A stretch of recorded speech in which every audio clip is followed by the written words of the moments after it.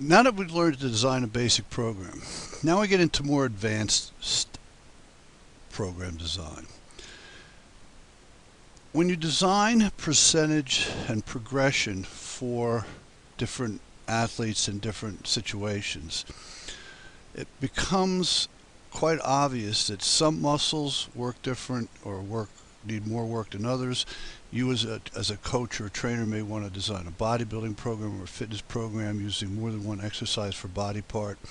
So the formulas change.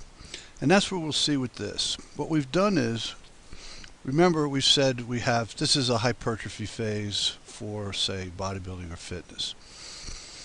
We have heavy exercises. We call it primary exercise formulas, where you have your two warm-up sets, your working sets. You know that the percentages are within the range of hypertrophy with 70-75%.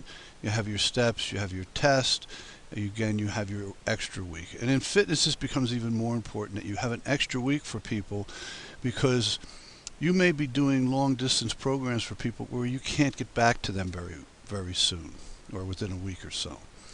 But what you also have is, when we're laying out the workouts, if you put sets and reps into a workout that an athlete's not going to do, he won't feel confident. So what we have is another set of formulas for smaller muscles, which would be the bench press, leg press, for example, for heavy. Your arms or your shoulders may need a slightly different formula set up for the smaller muscles.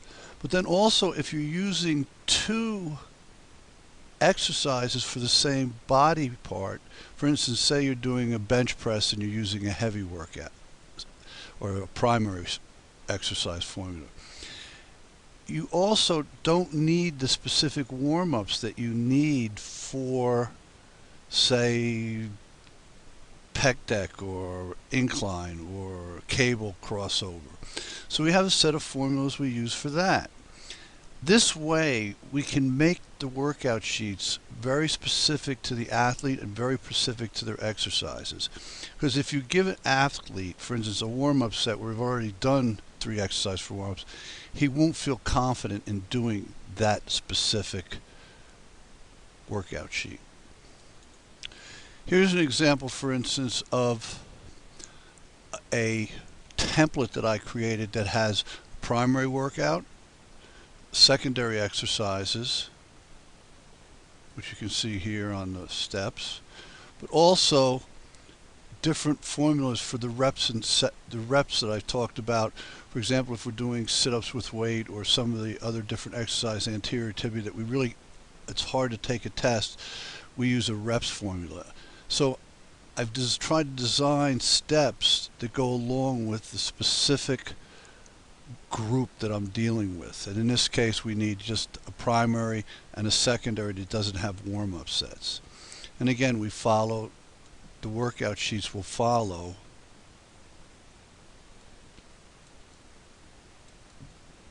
these steps through the whole system. We take the test, and again have the test week and the week after. Now again, keep in mind, I use 6-week steps or 6-week programs. As we've talked about in some of the other lessons, you could make 10 or 12-week steps out of this.